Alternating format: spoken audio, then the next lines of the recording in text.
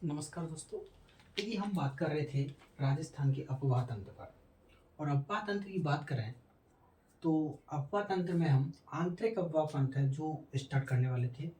आंतरिक अफवाह पंथ के जो नदियाँ थी उनके वर्गीकरण के बारे में हम देख चुके थे। उसमें हमने देखा था कि आंतरिक अफवाह तंत्र में कुल 13 नदियाँ हैं जिसको हमने एक ट्रिक के द्वारा याद किया था, और उन 13 नदियों के उद्गम और विलुप्ति स्थल को भी हमने देख लिया था। अब उन आंतरिक नदियों की कुछ विशेषता हैं, उनके बारे में हम अध्ययन करते हैं। तो आंतरिक अफवाह तंत्र में भी सबसे पहले हम जो नदी पढ़ते हैं वो लेते हैं घग्गर नदी। सबसे पहले हम बात करते हैं किस नदी के बारे में? घग्गर नदी के बारे में। घग्गर नदी, देखिए, तो बात करें घग्गर नदी के उद्गम की, तो घग्गर नदी का जो उद्गम होता है वो होता है हमारा हिमाचल प्रदेश में एक पर्वतमाला है, शिवालिक पर्वतमाला, और उस पर्वतमाला में एक पहाड़ी है हमारी कालका पहाड़ी। तो इसका उद्गम कहाँ से होता है? कालका पहाड़ी, शिवालिक पर्वतमाला, कालका पहाड़ी, शिवालिक पर्वतमाला, हिमाचल प्रदेश। शिवालिक पर्वतमाला, और ये पर्वतमाला कहाँ पर है? हिमाचल प्रदेश में है। यहाँ से शिमला में यहाँ से एक नदी का उद्गम होता है जिसका नाम क्या है? घग्गर नदी। घग्गर नदी जो है हिमाचल प्रदेश से निकलने के बाद ये पंजाब राज्य में प्रवाहित होते हुए राजस्थान में प्रवेश करती है। राजस्थान की बात करें तो राजस्थान में यह नदी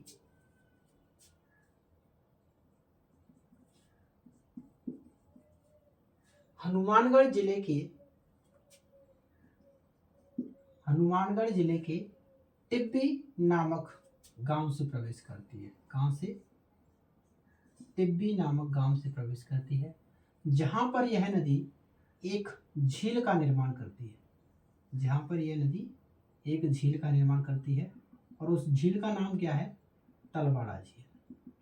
हनुमानगढ़ जिले में ये नदी एक झील का निर्माण करती है, उस झील का नाम क्या है?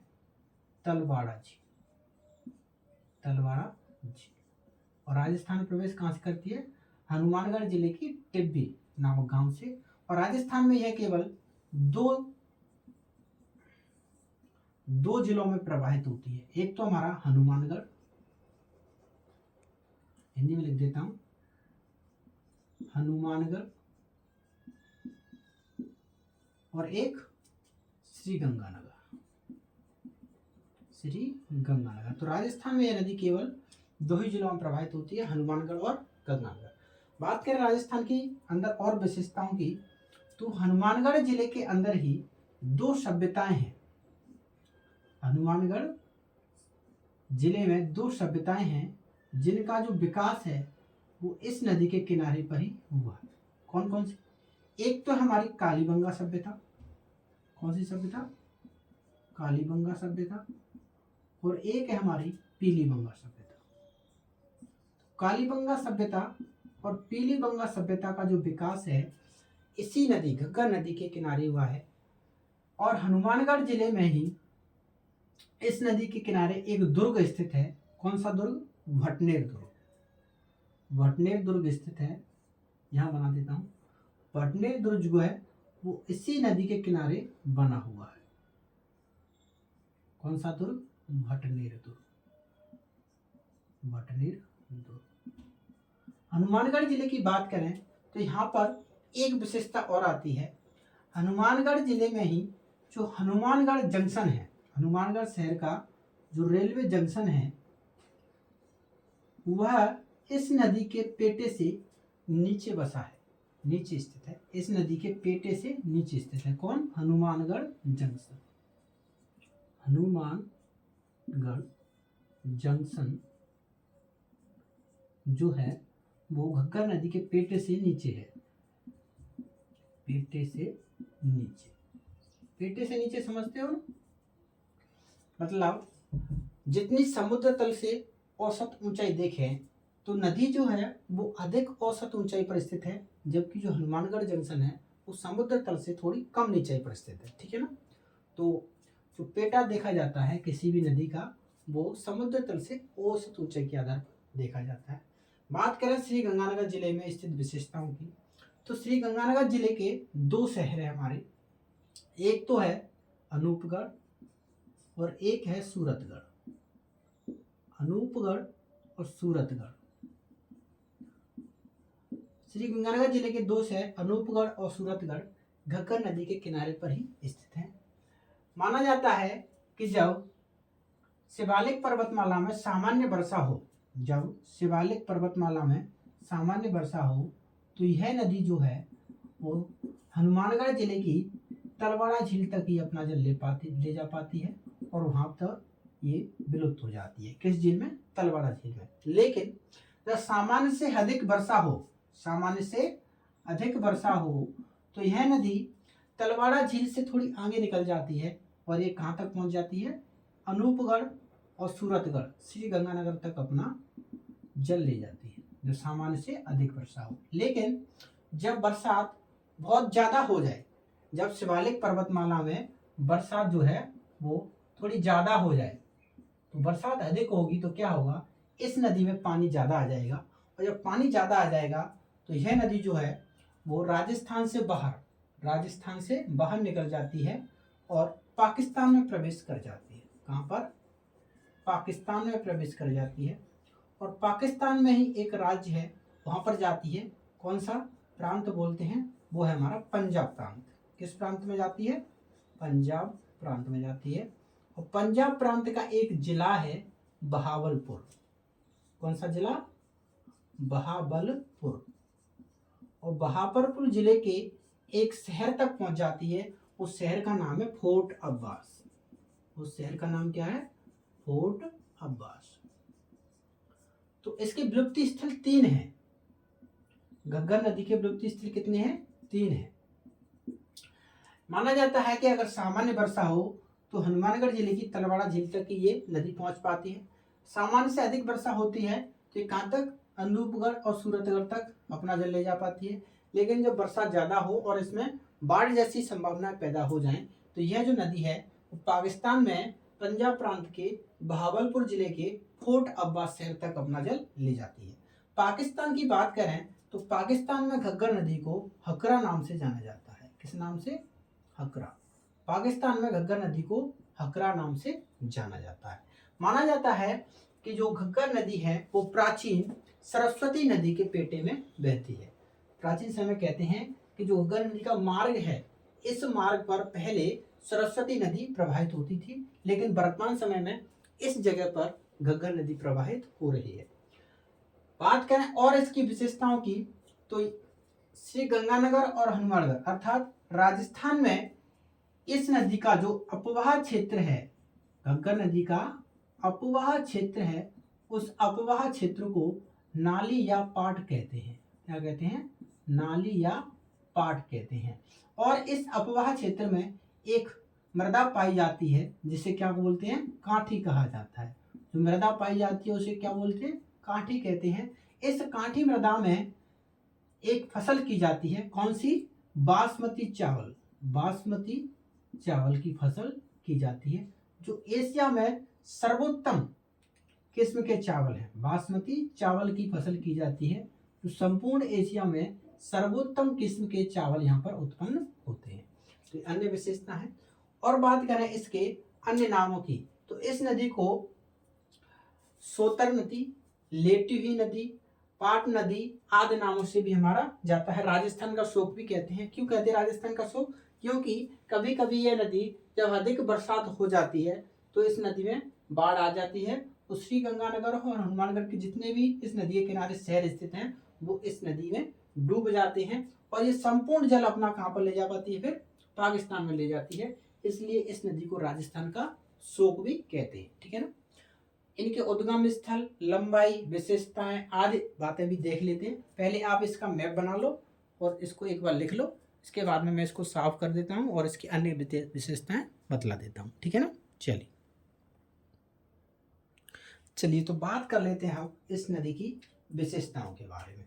तो सबसे पहले बात करते हैं घग्गर नदी के उद्गम के बारे में कि घग्गर नदी का उद्गम कहाँ से होता है। तो उद्गम की बात करें तो घग्गर नदी का जो उद्गम होता है वो होता है हमारा कालका पहाड़ी शिवालिक पर्वतमाला। ये पहाड़ी किस पर्वतमाला में है? हिमालय की एक पर्वतमाला है शिवालिक पर्वतमाला हिमाचल प्रदेश। ये पर्वतमाला कहाँ पर स्थित है? पर्वतमाला तो अन्य राज्यों में भी विस्तृत है, लेकिन शिवालिक पर्वतमाला में कालका जो पहाड़ी है वो कहाँ पर स्थित है? हमारी हिमाचल प्रदेश में। तो इस नदी का उद्गम कहाँ से होता है? हिमाचल प्रदेश में शिवालिक पर्वतमाला में स्थित कालका पहाड़ी से होता है। बात करें इसकी विलुप्ति की, ये विलुप्त कहाँ पर होती है? तो इसकी विलुप्ति के लिए आपको 3 बातें याद रखनी है। पहली, अगर शिवालिक पर्वतमाला में सामान्य वर्षा हो, शिवालिक पर्वतमाला में सामान्य वर्षा हो, ऐसी लिख लेते हैं, शिवालिक पर्वतमाला में सामान्य वर्षा होने पर,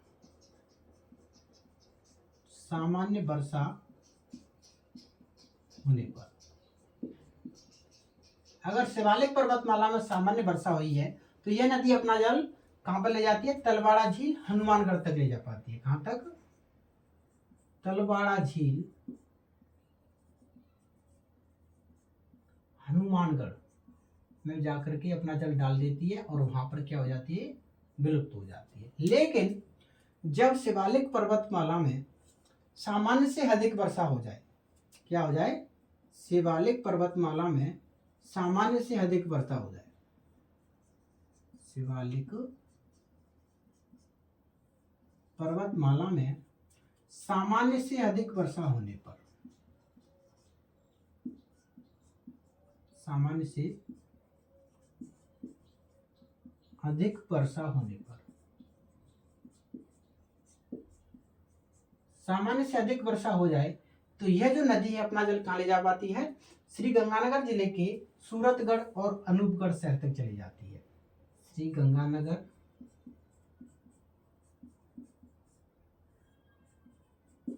जिले के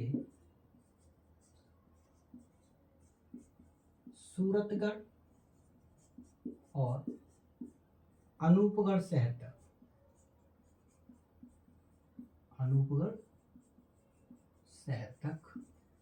अपना जल ले जाती है।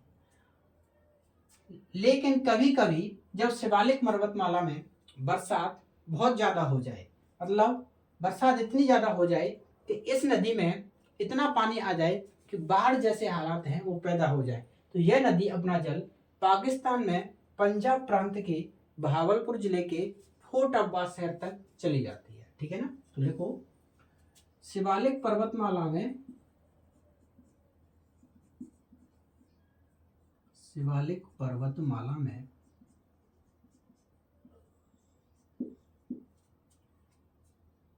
भयंकर वर्षा होने पर,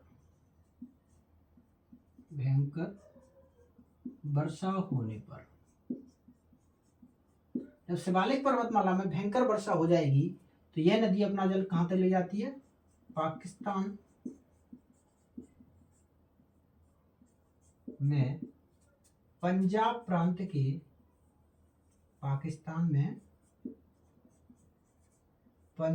प्रांत के, देखिए हमारे यहाँ तो राज्यों को, सॉरी, जो स्टेट होते हैं उनको राज्य बोलते हैं, जबकि पाकिस्तान में प्रांत बोलते हैं ना। पाकिस्तान में पंजाब प्रांत के बहावलपुर जिले के फोर्ट अब्बास शहर तक,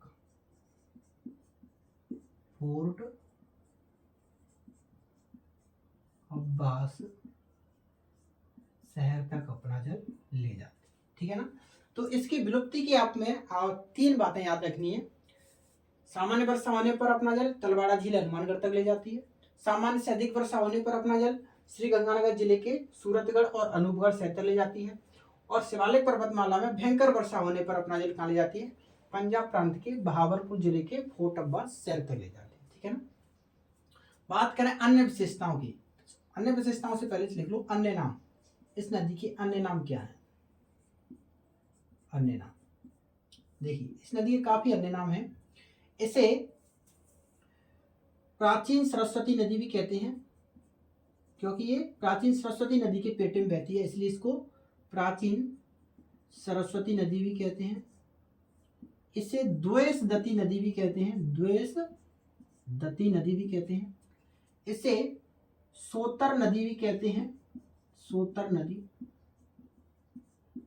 इसे नट नदी भी कहते हैं, नट नदी।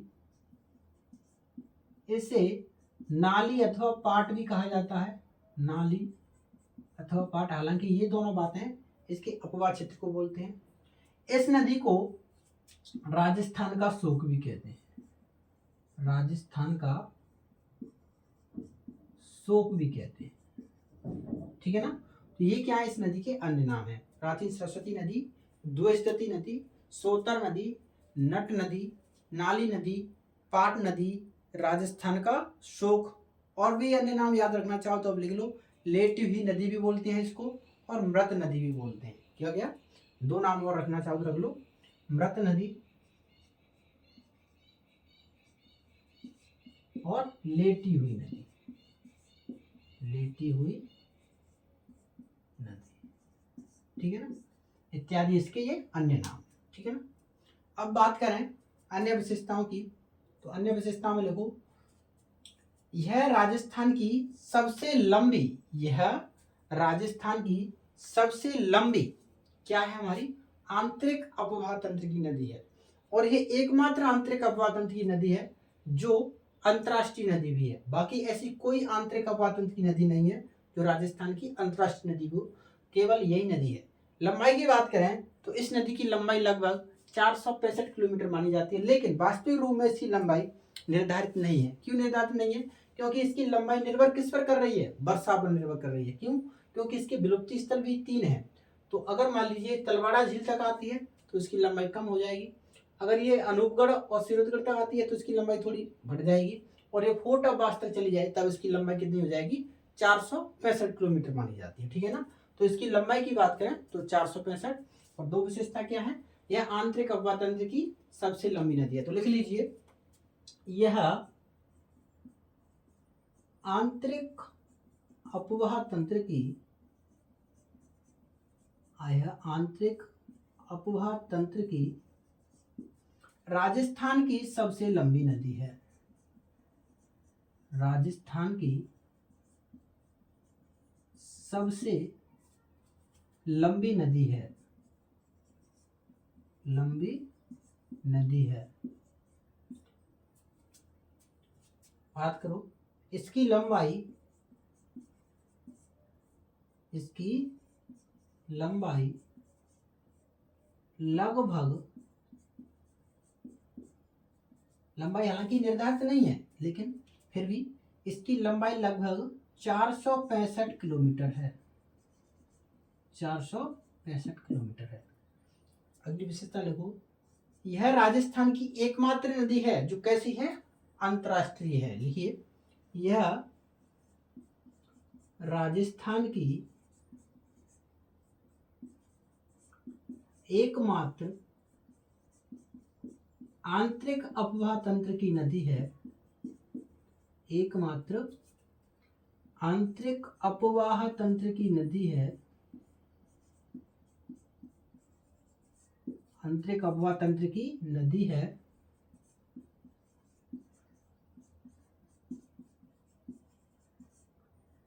नदी है जो कैसी है, अंतर्राष्ट्रीय नदी है, जो अंतर्राष्ट्रीय नदी है। अंतर्राष्ट्रीय कैसे है, क्योंकि ये दो देशों में प्रवाहित हो रही है। कौन कौन से, पाकिस्तान और भारत। तो लिख लीजिए इसका अपवाह क्षेत्र लिख लीजिए। पहले मैं इसको साफ कर देता हूँ फिर लिख देता हूँ, ठीक है ना। लिखिए, घग्गर नदी का अपवाह क्षेत्र लिखिए, अपवाह क्षेत्र। तो सबसे पहले तो लिखो ये दो देशों में प्रवाहित होती है, कौन कौन से, भारत तथा पाकिस्तान। उसके बाद में भारत में ये कितने राज्यों में, 3 राज्यों में प्रवाहित होती है। हिमाचल प्रदेश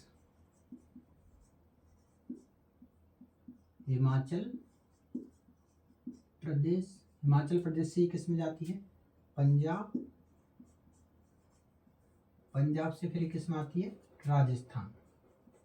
पंजाब से फिर कहाँ पर आती है, राजस्थान।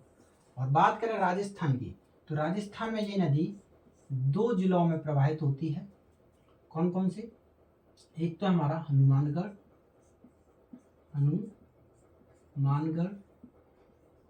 और हनुमानगढ़ के बाद ये जाती है श्री गंगानगर। ठीक है ना। तो अपवा क्षेत्र की बात करें तो 2 देशों में प्रवाहित होती है, भारत और पाकिस्तान। भारत की बात करें तो 3 राज्यों में प्रवाहित होती है, हिमाचल प्रदेश, पंजाब और राजस्थान। राजस्थान की बात करें तो 2 जिलों में प्रवाहित होती है, हनुमानगढ़ और श्रीगंगानगर। पाकिस्तान की बात करें तो पाकिस्तान में घग्गर नदी को हकरा नाम से जाना जाता है। किस नाम से, हकरा। पाकिस्तान में घग्गर नदी को किस नाम से जाना जाता है, हकरा नाम से जाना जाता है। ठीक है। बात करें अन्य विशेषताओं की, तो घग्गर नदी लिखो, घग्गर नदी प्राचीन सरस्वती नदी के पेटे में बहती है। प्राचीन सरस्वती नदी के पेटे में प्रवाहित होती है। प्राचीन सरस्वती नदी के पेटे में प्रवाहित होती है। ठीक है। अन्य नाम मैंने आपको लिखाई दिए हैं। उसके बाद में लिखिए, इस नदी का बहाव क्षेत्र क्या कहलाता है, नाली या पाट कहलाता है। तो लिखिए,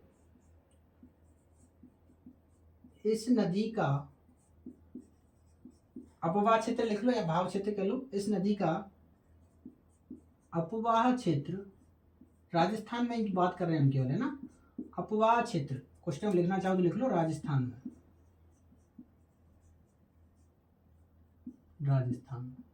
इस नदी का अपवाह क्षेत्र नाली अथवा पाट कहलाता है।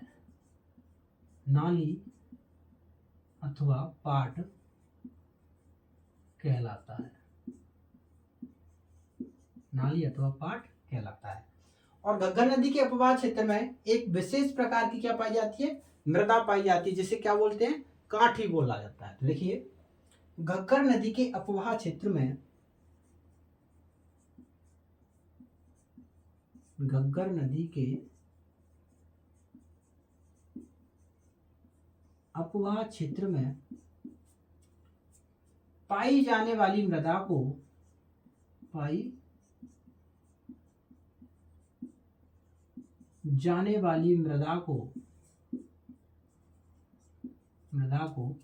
काठी कहते हैं।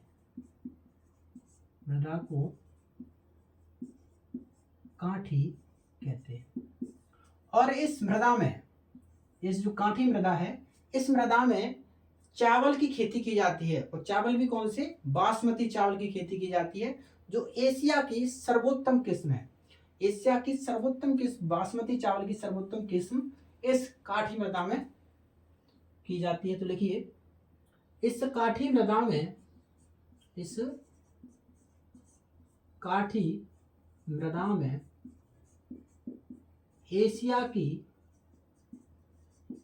एशिया की सर्वोत्तम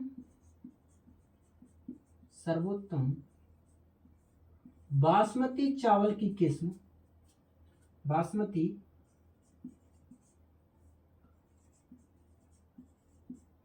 चावल की फसल की जाती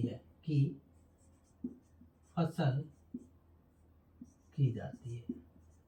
आपको पता होगा बासमती चावल जो है वो किससे भरपूर होते हैं, विटामिन ए से भरपूर होते हैं। हमारे शरीर के लिए बहुत ही लाभदायक है, क्योंकि इनसे हमें विटामिन ए प्राप्त होती है। तो इस काठी मृदा में एशिया की सर्वोत्तम बासमती चावल की फसल की जाती है। ठीक है ना। अब बात कर लेते हैं राजस्थान के संदर्भ में ही अन्य विशेषताओं की, कि राजस्थान में ये नदी कहाँ से प्रवेश करती है, किस झील का निर्माण करती है, कौन सा दुर्ग स्थित है और कौन कौन से शहर स्थित है। तो इन विशेषताओं की बात कर लेते हैं। आप इनको लिख लीजिए, मैं इनको साफ करने वाला हूँ। चलिए, तो अब राजस्थान के संदर्भ में अन्य विशेषताओं की बात करें तो पहली विशेषता लिखिए कि घग्गर नदी राजस्थान में,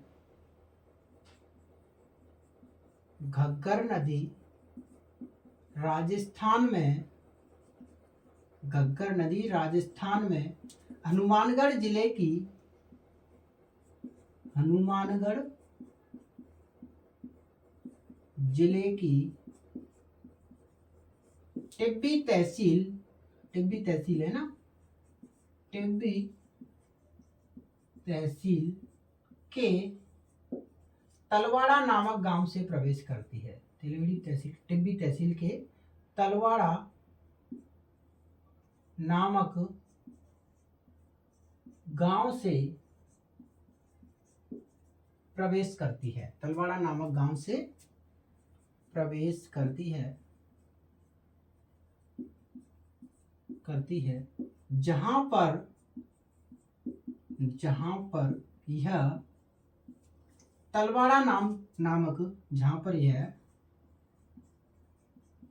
तलवाड़ा नामक झील का निर्माण करती है, तलवाड़ा नामक झील का निर्माण करती है, तलवाड़ा नामक झील का क्या करती है, निर्माण करती है। तो राजस्थान में घग्गर नदी कहां से प्रवेश करती है, टिब्बी तहसील के तलवाड़ा नामक गांव से प्रवेश करती है, जहां पर यह तलवाड़ा नामक झील का निर्माण करती है। ठीक है ना। उसके बाद में अगली विशेषता लिखो, हनुमानगढ़ जिले में ही दो सभ्यताएं हैं, कालीबंगा और पीलीबंगा। इन दोनों सभ्यताओं का विकास भी हमारा किस नदी के किनारे हुआ है, घग्गर नदी के किनारे हुआ है। और अगली विशेषता, घग्गर नदी के किनारे ही हमारा एक दुर्ग स्थित है। कौन सा दुर्ग, भटनेर दुर्ग स्थित है। और हनुमानगढ़ जिले में एक विशेषता और है कि हनुमानगढ़ जिले का जो हनुमानगढ़ जंक्शन है वो घग्गर नदी के पेटे से नीचे बसा शहर है। तो ये तीन विशेषताएं और लिखो हनुमानगढ़ की। पहली विशेषता लिखो कालीबंगा, ऐसे लिखो, हनुमानगढ़ जिले में स्थित, हनुमानगढ़ जिले में स्थित, हनुमानगढ़ जिले में स्थित कालीबंगा और पीलीबंगा सभ्यताओं का विकास, कालीबंगा और पीलीबंगा सभ्यताओं का विकास इसी नदी के किनारे हुआ था। विकास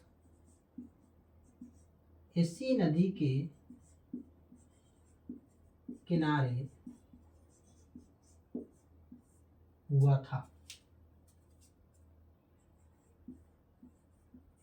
इसी नदी के किनारे हुआ था। ठीक है। अगली विशेषता लिखो, भटनेर दुर्ग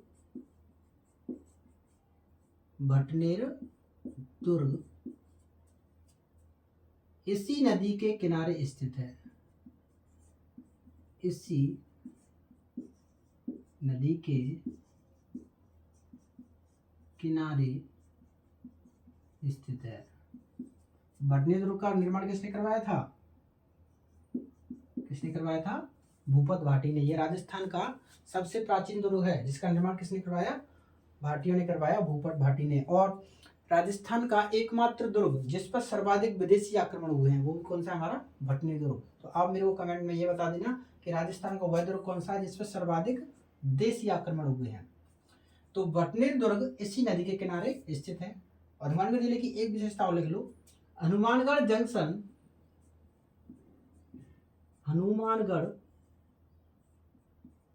जंक्शन घग्गर नदी के पेटे से, घग्गर नदी के पेटे से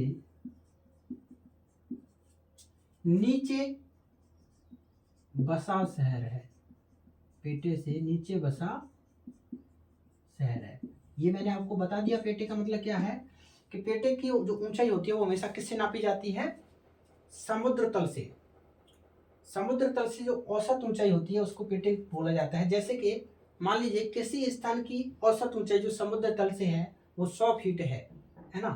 तो इसी तरह घग्गर नदी की जो औसत ऊंचाई समुद्र तल से वो 100 फीट हमने मान लेते हैं, लेकिन हनुमानगढ़ जंक्शन की जो औसत ऊंचाई है वो 100 फीट से कम है। इसीलिए घग्गर नदी के पेटे से नीचे कौन सा शहर बसा हुआ है? हनुमानगढ़ जंक्शन बसा हुआ है। ठीक है, अब बात करते हैं श्री गंगानगर जिले की विशेषताओं के बारे में। तो श्री गंगानगर जिले की केवल 2 ही विशेषता आपको याद रखनी है। क्या? कि इस नदी के किनारे श्री गंगानगर जिले के 2 शहर स्थित हैं। कौन से? अनूपगढ़ और सूरतगढ़। ठीक है, तो ये विशेषता लिख लो आप, श्री गंगानगर जिले के बारे में लिख लो। श्री गंगानगर जिले के श्री गंगानगर जिले के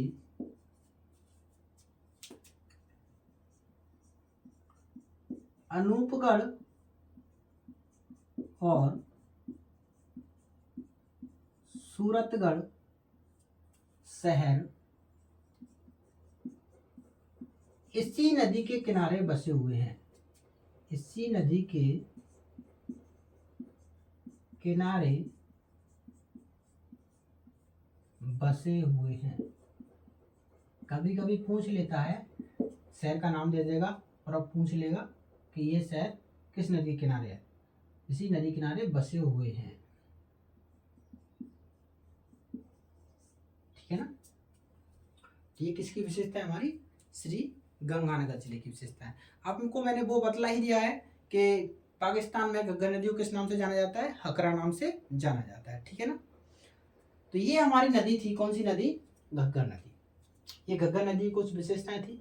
आंतरिक अफवाह तंत्र की ये सबसे लंबी नदी है, जिसकी लंबाई लगभग कितनी है? 465 किलोमीटर। और आंतरिक अफवाह तंत्र की एकमात्र नदी है जो कैसी है? अंतर्राष्ट्रीय नदी भी है। ठीक है ना। तो ये घग्गर नदी कुछ विशेषताएं थी, आपको मैंने बतला दी। ठीक है ना। अब बाकी नदियों के बारे में अध्ययन करेंगे अगले वीडियो में। Thank you.